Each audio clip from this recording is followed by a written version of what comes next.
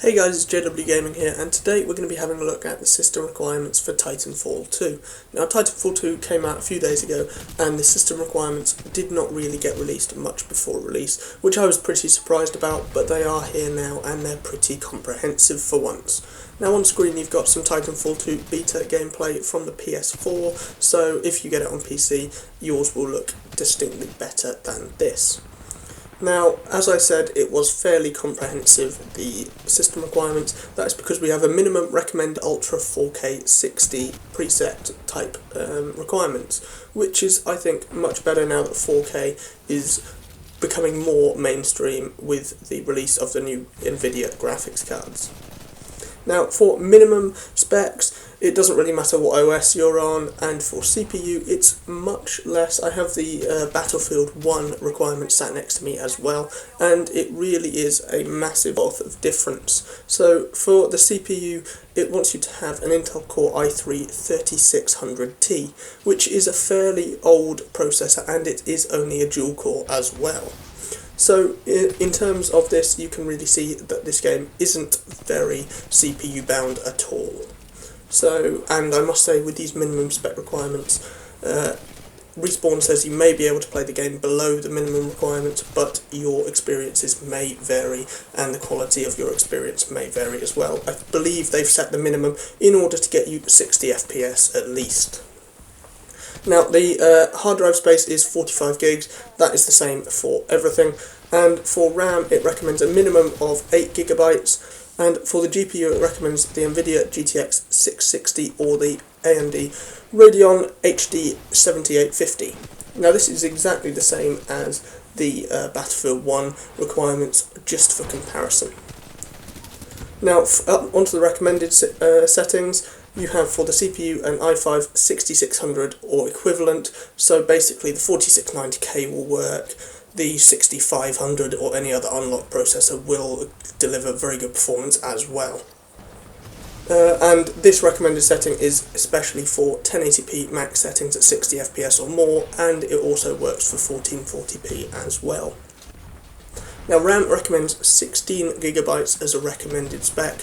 I reckon that is just to give it a little bit of extra leeway, because especially as I was seeing with Battlefield 1, a lot of games now are pushing the 8 gigabyte barrier. But I don't think it would be too much different if you have 8 gigabytes of RAM in your system. Now, for the GPU, it recommends the GTX 1060 6GB or the RX 480 8GB. Now, realistically, the 3GB or 4GB version respectively of those two cards will work very well indeed, and also any older cards, so the R9 390, R9 380, and the GTX 960 and 970 will work very, very well with this game. So, moving on to Ultra 4K settings. Now, I really like that they've included this, just because, as I said, 4K is becoming more into the mainstream and people want to know what it takes to run it. And for once now we have a single graphics card solution that can run 4K 60 FPS in a lot of games. Now, CPU, no surprise, it requires a i7 6700K or equivalent, so the 4790K will work, and moving back another generation, the top end i7s in the Sandy Bridge generation will work as well as any of the 5000 CPUs as well. They just have more cores at a slow clock speed. RAM again 16GB, and the GPU is the GTX 1080. No surprises there. Anything less in terms of really when it comes to 4K 60 FPS, a GTX 1080 or a Titan X Pascal variant will work here at 4K 60 FPS. Now, the Titan X, the old Titan X, will probably work at 4K, but I have no data to support this, so it will just be a bit of trial now. Also, some dual cards will work, so maybe dual GTX 980s. That would be definitely in contention for some good 4K numbers, but again, I'm not sure how well this game scales with SLR crossfire as well. However, you are going to need definitely a very beefy system to run this at 4K 60 FPS. Now again, this will definitely run at 1440p. A mixture of recommended and ultra will definitely get you over 60 FPS at 1440p with everything maxed. that will definitely look very, very good as well.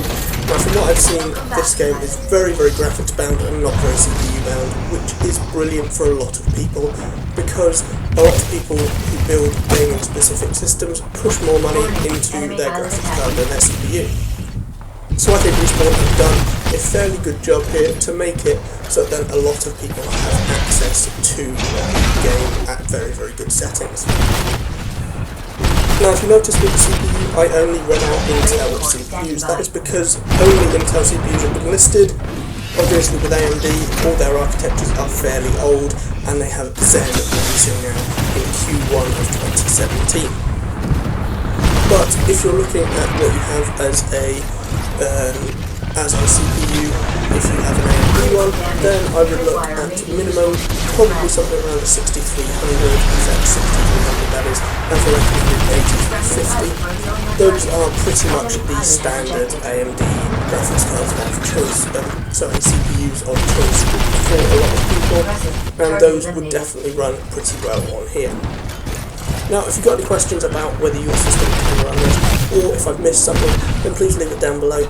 If you like the video, leave it a like, dislike it, leave a dislike, and see you next time.